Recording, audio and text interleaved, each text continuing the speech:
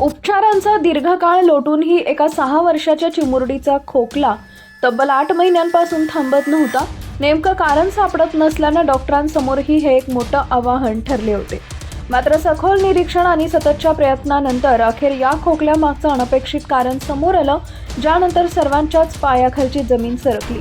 या लहानग्या मुलीला गेल्या 8 महिन्यांपासून सतत खोकला, झोपेत अचानक खोकल्याची उबळ, घशात कायम खवखव अशा तक्रारी होत्या.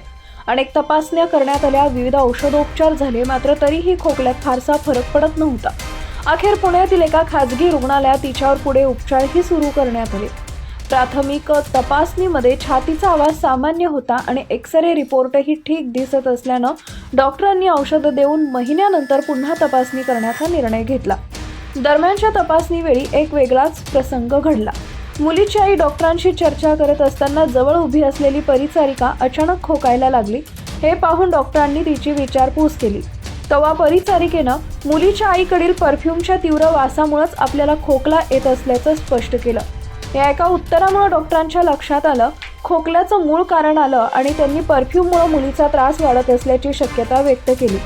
त्यानंतर डॉक्टरांनी मुलीच्या आईला काही काळ परफ्यूम वापरणं पूर्णपणे थांबवण्याचा सल्ला दिला. हा सल्ला पाळल्यानंतर अवघ्या 15 दिवसात मुलीचा खोकला पूर्णपणे कमी झाला आणि ती बरी झाली.